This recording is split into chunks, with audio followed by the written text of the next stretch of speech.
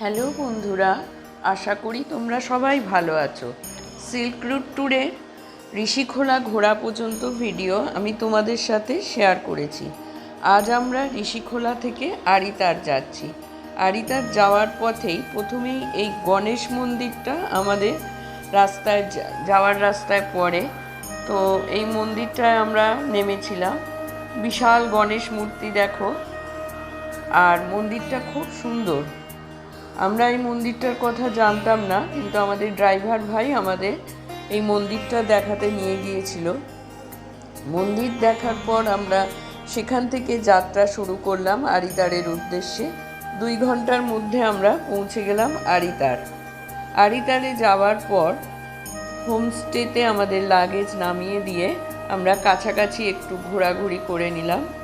তারপর লাঞ্চের পর আমরা সেখান থেকে গেলাম আরিতার লেকের উদ্দেশ্যে। আরিতার লেক এই যাওয়ার রাস্তা, এটা আমাদের হোমস্টে থেকে মাত্র 10 মিনিটের পথ, তাই আমরা হেঁটেই এই রাস্তাটা গেলাম।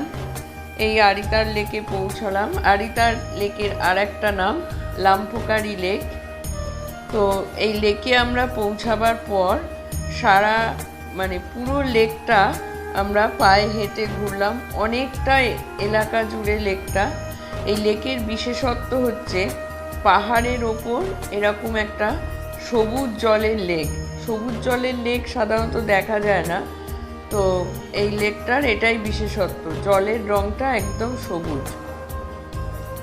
অল্প অল্প বৃষ্টি পড়ছিল মাঝে মাঝে, কন্টিনিউয়াস বৃষ্টিটা হয়নি, মাঝে মাঝেই পড়ছিল। তো লেকটা আমরা পুরো ঘুরলাম, তারপরে ছবি তোলা তো আছেই। এইভাবে লেকের মধ্যে ঘুরে অনেকটা সময় কাটিয়ে দিলাম। পুরো জঙ্গল দিয়ে ঘেরা লেকটা, দেখতে খুব সুন্দর। এখানে অনেকটা সময় কাটাবার পর আমরা সন্ধ্যের আগে ওখান থেকে বেরিয়ে পড়লাম, কারণ আমাদের ফেরার রাস্তাটা ছিল খুব নির্জন। দুপাশে এই যে ফেরার রাস্তা তোমরা দেখছো, দুপাশে জঙ্গল দিয়ে ঘেরা। এই রাস্তা দিয়েই আমরা সন্ধ্যের আগে আমাদের হোমস্টেতে ফিরে এলাম।